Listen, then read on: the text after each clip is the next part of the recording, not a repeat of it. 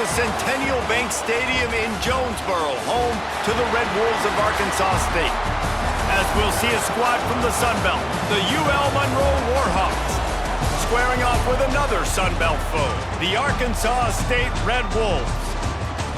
For EA Sports, I'm Reese Davis, Jesse Palmer, and David Pollack with me. Guys,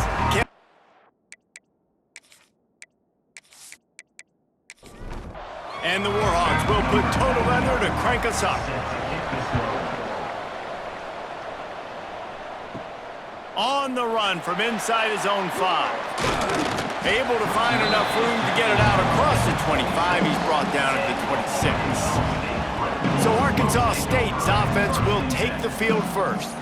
And David, we've got a quarterback today who's been known for making enough plays when his team needs them. Yeah, and listen, he's a guy that this offense is built around him. But, Jesse, he's not the guy that's going to take over. He needs the running game to get going. He needs the passing game. He needs a little bit of balance. Really good football player, but he needs the help of the quality teammates around him. Yeah, you're right. I think the one thing we've seen with this guy is he's got to get into a rhythm in games early, right? And so whether it's running the football or getting a few completions early to get his confidence going, because once that happens, he's very, very good. To throw, it's Rayner. Quick strike complete. Really nice job there to pick up the first down and get it to their own 41. And the Red Wolves come to the line with a new set of downs. Wants to throw on first down off the play fake. And it's incomplete. If you're going to take a hit like that, you might as well hang on to the ball. Well, will they dial up on second and a long way to go? They'll throw again after the incompletion. The short hands, it's Cross. He's brought down quickly. Minimal gain there, still a bit short of the first down. Third and short now. They snap it from their own 46. From the gun, wants to pass. Spits it out to the back. Serious arm strength on that third down pass, but it's incomplete. The Red Wolves will line up to punt it away. The punter going to get his first work of the afternoon. Make sure that there's not going to be a return on this when ball's out of bounds, and I think they'll mark it right around the 25. So UL Monroe's offense headed onto the field. Our first look at them today. And what a performance, an aerial show from this guy in the last game, and he has to have a ton of confidence coming into this one, David. Yeah, it was a great week. And watching that tape before this game, like you could tell, man, he was seeing it quick. The ball was coming out, just touchdowns at will. A really nice day. And I think, Jesse, you take that and you start to build on it for this offense and really continue to trust him to make plays through the air. Yeah, that's a good point. I think he really earned his offensive coordinator's trust after that performance. So I'm anticipating the playbook to expand a little bit in this game, maybe see some new schemes in the passing game just based on what this guy was able to do the last time he took the field. He'll keep it himself. And a good, solid pickup there before the defense knocks him down. The Warhawks can really attack on this second and short. Quarterback on the keeper. Dragged down, but they'll move the sticks for a first down. We'll see if they have enough time to get another snap before the clock hits 0. It's been a defensive battle through the first period, and the stats tell that tale.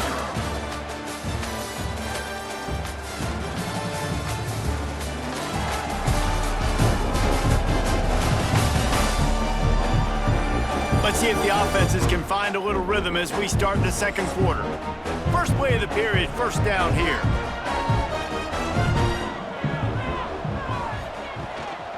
Give to the back. Got the first down, looking for more.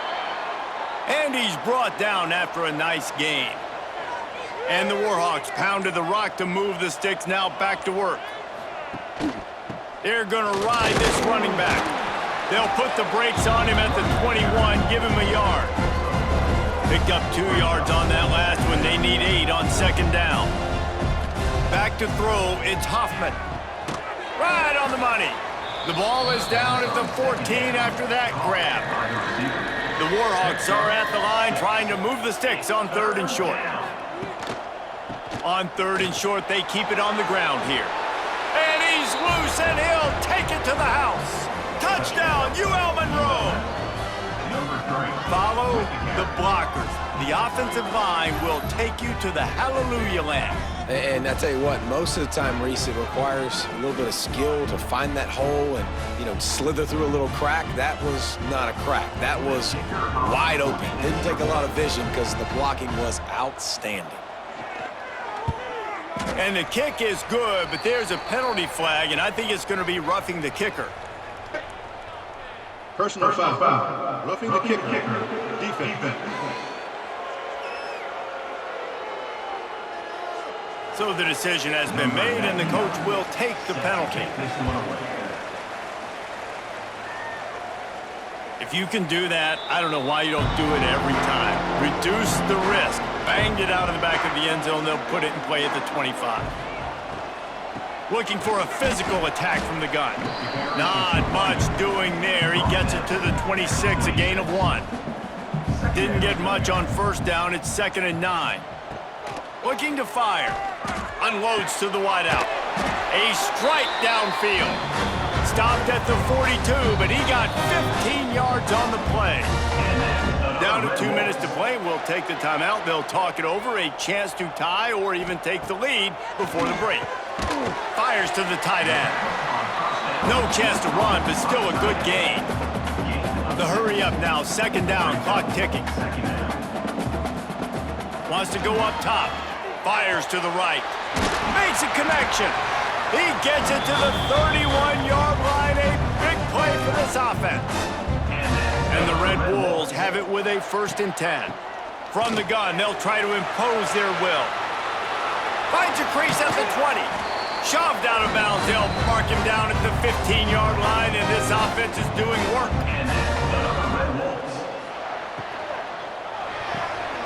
Grab behind the line. It's Summers.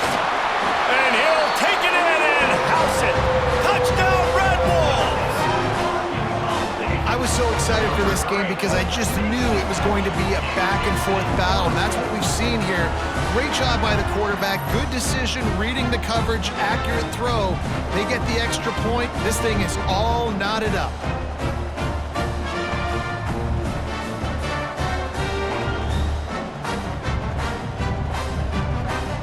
Setting up for the extra point and the tie. And the point after is good. And for a quick update, let's go to Kevin Connors in the studio. Gentlemen, want to jump in and let you know what's going on in this top 25 showdown. Texas Tech is currently ahead in this one. The Jones is just jam-packed today, but the Scarlet and Black have struggled to really pull away. They're up by 11 over SMU. We'll circle back. If anything big happens, you should know about in this one, the Big 12, or anywhere else. Ben? Thanks for the update on that one, Kevin. Let us know when it goes final. The offense will have to use its first timeout of the half. It'll be a draw. And he'll pick up 1. It brings up 2nd and 9. And the Warhawks in the hurry up. Looking for a man. It's Hoffman. He'll take the deep shot. Makes the catch down the right side.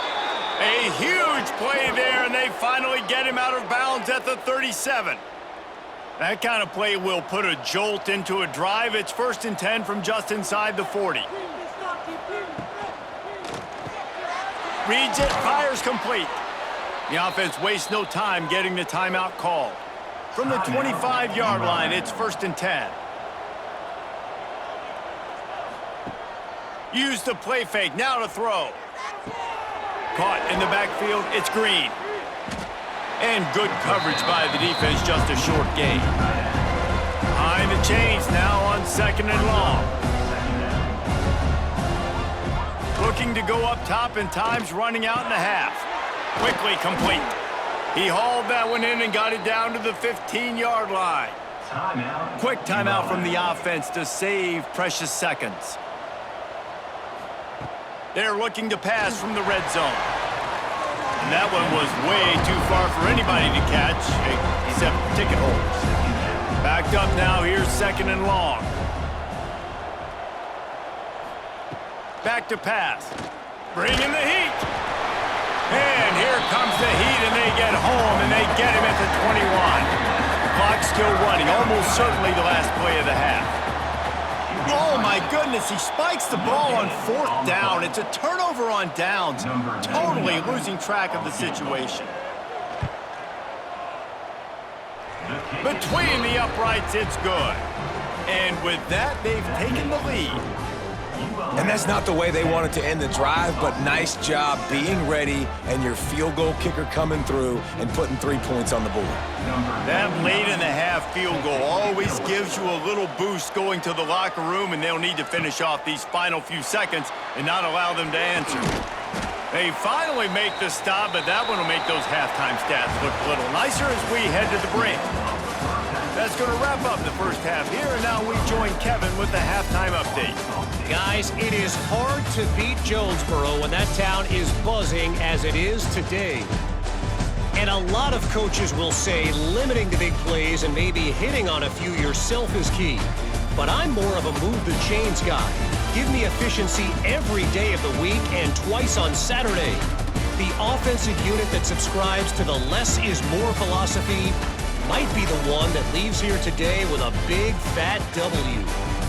And with that, let's send it back to the guys at Centennial Bank Stadium. The Red Wolves will line up to kick off and start the second half. And he takes this from inside the 5. He was hoping for something a little more dynamic, but they get him on the ground at the 20. Guys, we'll see what this Warhawk offense can get done this time. He's out past the 35. They'll move the chains after he gets it to the 43-yard line. The Warhawks want to move quickly. The defense has got to be more physical up front. Don't let them have those running lanes, those holes to break off a nice run, get a first down. And here's the thing, you better reload quick because they're right back on the line to call another play. They stop him almost immediately. Short gain there and still a little ground to cover to pick up the first. Second down coming up. He'll do it himself. Not much running room there thanks to this senior defender. And the Warhawks come to the line on 3rd down trying to keep this drive alive. Back to throw, it's Hoffman. Quickly to the tight end. He gets it oh so close to the first down marker, but I think he's going to be a touch short. Punt is in the air on 4th down. Not going to get a chance to field that one, and the punt will bounce out of bounds. Guys, we'll see if this Red Wolves offense can get moving. They closed the gap on their last drive. Now an opportunity to take the lead if they can score here. Oh, it's picked off. What a bad time for a mistake like that. He'll try to take it back. He's at the touchdown, Warhawks. And what a turn of events as this defense gets the pick 6. He made that look a lot easier than it is. When you break on a football, you got to see it and go at the perfect angle. The free safety leaves his spot, goes and gets it, and then does the hard part, takes it back to the house for 6.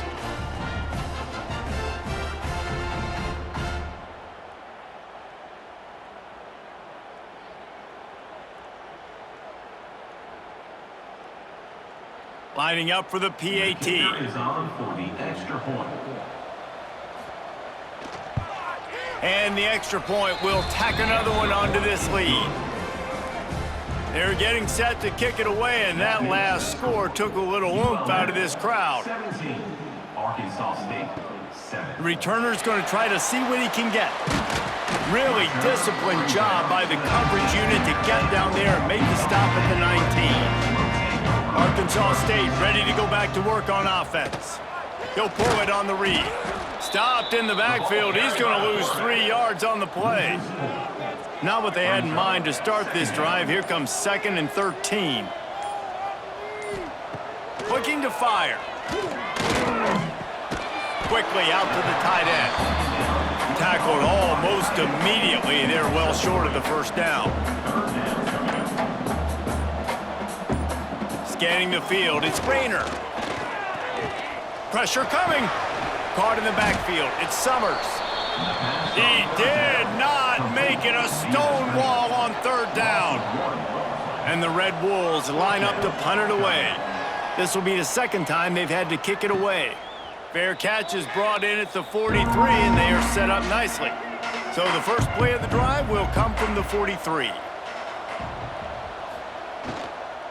From the gun, running back gets to give. Continuing to churn and move it forward, and they're closing in on midfield. It's down at the 48.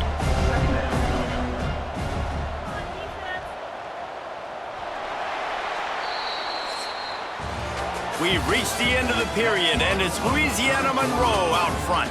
They've built a cushion. They've got a nice lead. Now the task is finish the deal as you take a look at the third quarter stats. One more period to go to see who can make the winning plays and come home with the victory. They had a chance to mull things over, and let's see how they start the final period here on second down. Gets it out fast. Dragged down at the 46 after a pickup of 5 and the first down. Last completion moved the sticks, and let's see if they try it again. To the air on first down. Throws to the wideout. Wide open downfield. Just carving up this defense and getting it down to the 24. The Warhawks are in the hurry-up. This is so interesting right now, watching this offense stay aggressive. They've got the lead in the fourth quarter, and you're thinking at home, we got to just run the ball and try to bleed the clock. They found something on defense they're taking advantage of. 2 straight completions. I won't be surprised if they throw it again. They'll probably bleed every second possible off this clock before they snap it. Running behind those pads, he gets a couple before he's stopped at the 18. And the Warhawks come to the line on third and short, trying to keep the drive alive. To the air, it's Huffman. Fires to the wideout. And a missed opportunity on third down as the defense knocks it free, and fourth down is coming up. So on fourth down, here comes the field goal kicker in a huge spot. Good, right down the boulevard. And that lead grows even bigger. I really like the decision by this offense because now they got to score 2 touchdowns. Time is not on their side. I can stay very, very conservative, use that clock. I like the decision by this offense. Here he comes from inside his own 5. Makes a move. He's got an alley. He's going to get loose. He will score. Touchdown, Arkansas State. Boy, nothing electrifies a stadium quite like a return for a touchdown. It's always so exciting because you don't see them very often. You got to go so many yards, 80, 90 yards at a time. What a great job by the returners, showing the speed, providing the electricity. There's a reason they're all jacked up, and it's because of that awesome kickoff return. He'll try to tack on one more.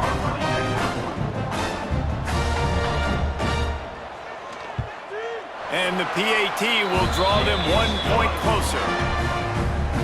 Those opportunities, those returns like that can be such game changers, and everyone was right on point, and he took it to the house.